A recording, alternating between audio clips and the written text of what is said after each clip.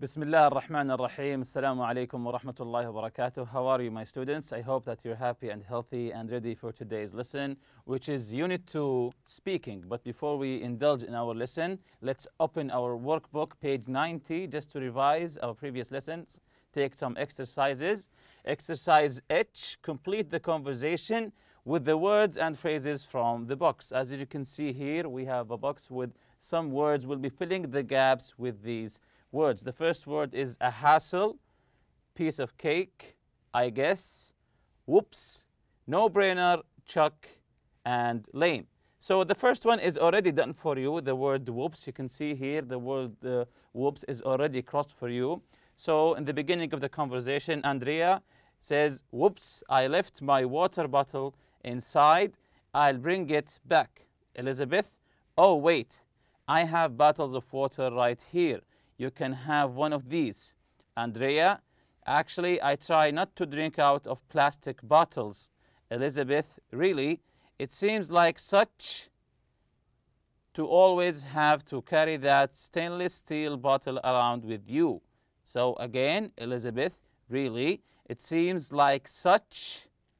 And then we have the first gap. So which of these words do we choose to fill the first gap? So answer number one is yes, a hassle. So again, Elizabeth, really, it seems like such a hassle to always have to carry that stainless steel bottle around with you. Andrea, actually it's, and then the second gap here, you're always carrying around with plastic ones. Again, Andrea, it's, you're always carrying around the plastic ones. So what's the answer number two here? Number two is, that's correct, a piece of cake. Andrea, actually, it's a piece of cake. You're always carrying around the plastic ones. So continuing here, Elizabeth, true, but if I get tired of carrying it, I can always it anyway. I usually recycle them. Again, Elizabeth, true, but if I get tired of carrying it, I can always, and the third gap here, it. Anyway, I usually recycle them. So we have the third gap here. What word do we put here in the third gap? So let's look for the correct answer, and the correct answer is chuck. So I can always chuck it. Anyway, I usually recycle them. Again, Elizabeth, true. But if I get tired of it, if I get tired of carrying it, I can always chuck it. Anyway, I usually recycle them. Andrea, well, that's a good start, but don't you think it's to use the energy to recycle plastic bottles when it's so easy to just reuse the same one over and over? Again, Andrea, well, that's a good start, but don't you think it's, number four here, to use the energy to recycle plastic bottles when it's so easy to just reuse the same one over and over? So number four is, yes, lame. So again, Andrea, well, that's a good start, but don't you think it's lame to use the energy to recycle plastic bottles when it's so easy to just reuse the same one over and over? Elizabeth, number five here, it still seems like I'm doing something since I at least recycle them most of the time. Again, number five here, Elizabeth, it still seems like I'm doing something since I at least recycle them most of the time. So number five is what? Yes, I guess. It means you're almost agreeing with them. I guess it still seems like I'm doing something since I at least recycle them most of the time. Andrea, anyway, plastic bottles are bad for your health. Elizabeth, really? Andrea, yeah, the chemicals from the plastic can get into the water and cause health problems. Again, the chemicals from the plastic can get into the water and cause health problems. So Andrea is going for the stainless steel bottles instead of the plastic bottles, even if you are recycling them. So he advised you to use the stainless steel bottles instead of the plastic ones. Elizabeth, well, in that case, it sounds like, number 6 here, want to help me pick out a stainless steel water bottle. Andrea, sure. Again, Elizabeth, well, in that case, it sounds like, number 6 here is, yes, a no-brainer. It sounds like a no-brainer. Want to help me pick out a stainless steel water bottle? Andrea, sure. The next exercise I is reading. Read the article and answer the questions. So we have an article, a 3-part article actually. The first part here is buying locally grown. Buying locally grown. What do you mean locally grown? Yes, it means the vegetables that are grown in your area, locally grown. So let's listen to this article. Eating organic fruits and vegetables is one way to help our planet since it does not involve spraying harmful pesticides and herbicides into the environment. However, there are many people who say that eating organic isn't enough, and that it's more important to eat locally grown fruits and vegetables. The organic produce that you find in your grocery store is often shipped halfway around the world. This means that it is both creating air pollution, and that it's a few days old by the time it gets to the store. Locally grown produce is better because it does not contribute to pollution. Also, it's the freshest possible, so you get the full amount of its vitamins and nutrients.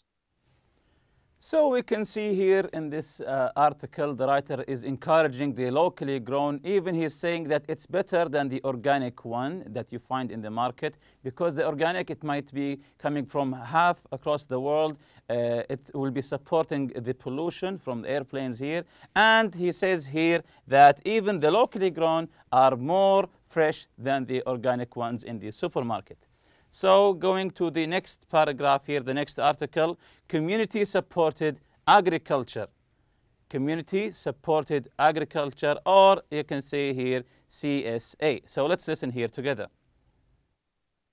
One way to get locally grown produce is to become a member of a community-supported agriculture, CSA.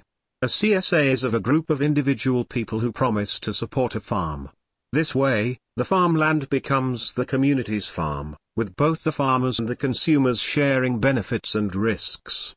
Community-supported agriculture began in the early 1960s in Europe and Japan as an answer to concerns about food safety and the urbanization of farmland. Over the last 20 years in the US, CSAs have become a popular way for people to buy local, seasonal food directly from a farmer. So we can see here CSA, or community-supported agriculture, is that the people are supporting the farmers by buying the vegetables and fruits directly from their farms. So it's a community of farmers and consumers. So how a CSA works. This is the last article here. How a CSA works. Let's listen here. A farmer offers a certain number of shares to the public. The share is usually made up of a bag of vegetables. People who are interested in becoming members buy a share before the farming season begins. Then, once the season begins, they get a box of seasonal produce each week throughout the farming season, usually about 20 weeks long. This arrangement creates many advantages for the farmers and the consumers. So this is how a CSA works. Advantages for farmers and advantages for consumers. So let's read them together here in this chart here. Advantages for farmers. The first one, they get to spend time selling the food early in the year when they aren't as busy. So the first advantage for the farmers, that they get to spend time selling the food early in the year when they aren't as busy. The second advantage, they get paid early in the season, which helps with the farm's cash flow. So the second advantage, that they get paid early, which helps the cash flow for the farm. The third one, they have an opportunity to get to know the people who eat the food they grow. So they get the opportunity, they get the chance to meet the people who eat their food. Advantages for the consumers. Advantages for the consumers here. The first one, they get to eat the freshest produce possible because they're getting it directly from the farm. They get to eat the freshest produce possible. The second advantage for the consumer, they get to learn about new vegetables and new ways of cooking. So they get new vegetables and new ways of cooking. The third one, they get to know the farmer who grows their food and learn more about how food is grown. So they know the farmer who grow their food. The last one, they are contributing to the locally grown movement, thus not creating more pollution by having food shipped. So there is no food shipped, which means there is no pollution from the planes that are getting the food to them. So the first question here, choose. One problem with the organic fruits and vegetables is that A, they're grown with pesticides, B, they're often shipped from far away. Again, number one problem with organic fruits and vegetables is that A, they're grown with pesticides, B, they're often shipped from far away. So in the article, what was the problem mentioned about organic food? If you remember, what was the problem from buying an organic food from the supermarket, for example? Is it A or B? Yes, that's correct. B, they're often shipped from far away, which helps polluting the air. Number two, produce probably means, again, produce probably means fruits and vegetables, farm animals and meat. Again, number two, produce probably means A, fruits and vegetables, B, farm animals and meat. I think this is an easy one. That's correct. It's A. When they say produce, it means they produce fruits and vegetables. Number three, CSAs began in the 1960s in Europe and Japan, B, the US. CSA began in the 1960s. Where? Is it A, Europe and Japan, or is it B, in the US? So where did it begin? Let's check the correct answer here. That's correct, in Europe and Japan. Number four, a share of the farm is, so what is a share of the farm? Is it A, vegetables that you buy at the market every week, B, a bag of vegetables that you buy before the growing season but pick up every week? Again, four, a share of the farm is A, vegetables that you buy at the market every week, or is it B, a bag of vegetables that you buy before the growing season but pick up every week? So what is a share of the farm? Yes, that's correct. It's B. It's a bag of vegetables that you buy before the growing season, then you pick up every week. Number five, one benefit of a CSA for both farmers and consumers is that they get to what? A, know each other, B, learn about new vegetables and new ways of cooking. Again, number five, one benefit of CSA for both, focus here on the word both, the farmers and the consumers, is that they get to what? A, that they get to know each other, or B, that they learn new vegetables and new ways of cooking. Focus here that this is an advantage for both the farmers and the consumers, both of them. So, yes, this is an easy one actually, that they get to know each other. So, if you remember our previous lesson, living off the grid. If you remember living off the grid, what does off the grid mean? It means off the power grid, of course, using maybe solar panel or wind farm or growing locally grown food. Then we took the reading. What do you think off the grid mean? What does it mean to live off the grid, off the power grid? This is from our previous lesson, the reading lesson. If you remember, as challenging as it may be to live off the grid, most off-gridders feel that the benefits far outweigh the difficulties. So some people who are living off the grid, even though they face difficulties, but they think that the benefits outweighs the difficulties.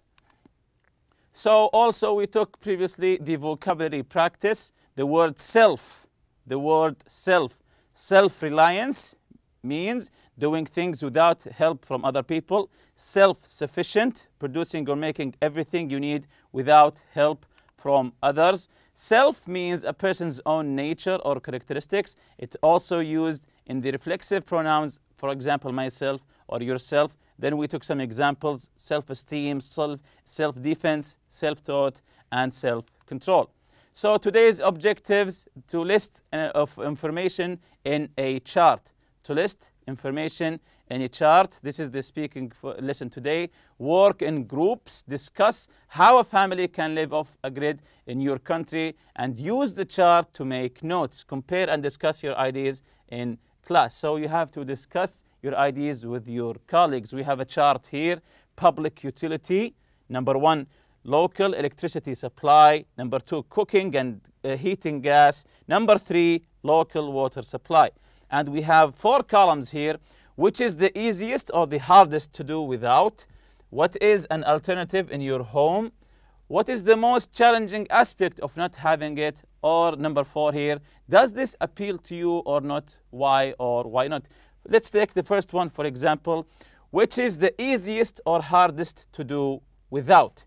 Without local electricity supply, cooking and heating gas, or local water supply. Of course, all of these answer is up to you, your own opinion, your own answer. For example, for me, it's not easy not having electricity. It's not easy not having electricity. You have to have electricity, especially if you live in a city. About the cooking and heating gas, not having gas is the easiest. I think not having gas is the easiest of the 3. And the hardest one is not having a local water supply. Not having water is the hardest. What is the alternative in your home? Not having electricity supply, maybe a fuel motor generator. If you have a generator that you can fuel it up, you can have electricity, or maybe solar panels that you have in your house. Cooking and heating gas, what's the alternative? That's correct. Maybe firewood. You can cook with firewood instead of the gas. Local water supply. Do you have an alternative in your house for the local water supply? The water that comes from the faucet. Do you have an alternative in your house? For me, I don't have any alternative. Maybe you have your own well in your farm. But for me, I don't have any alternative for the local water supply. What is the most challenging aspect of not having it? The local electricity supply, providing the alternative. There's no it's hard to provide an alternative for the local electricity supply from the solar panels or the fuel generator, the motor generator. Cooking and heating gas, what's the most challenging aspect of not having it? Getting the wood. Maybe it's hard sometimes to get the wood to cook, or maybe a place to cook using the wood in our houses. The local water supply, what is the most challenging aspect of not having it? What is the most challenging in not having a water supply? Everything. Everything is hard when you don't have a locally water supply. As I said before, unless you have your own well, maybe in your own farm. Does it appeal to you or not? Why or why not? Does this again appeal to you or not? Why or why not? Does it appeal to you, the local electricity supply? Yes, of course, I enjoy electricity in my house, turn on the TV, to use the heater in cold days, or maybe the AC in hot days. Cooking and heating gas, does it appeal to you? Of course, we use gas for cooking, maybe not heating, we use it a lot for cooking. Local water supply, does this appeal to you? Of course, we can't, we can't live in our houses without using the locally water supply to take showers and to perform ablution before going to pray. So it's extremely important to have a locally water supply. So compare and discuss your ideas in the class. So once you fill this chart, discuss your ideas, your opinions with your friend, and then compare your ideas. Here's a fun fact. In 2006, it was estimated that there were 180,000 people in the US living off the grid. In 2006, 180,000 living off the grid. At that time, the number was growing by 33% a year. Worldwide, there are about 1.7 billion people who live off the grid. This is a large number, actually. Of course, many of these were never on the grid in the first place. And with that, we reach the end of this lesson. See you next lesson, inshallah. Subhanak Allahumma bihamdik. Ashhadu an la ilaha illa anta astaghfiruka wa atubu ilayk. Assalamu alaikum.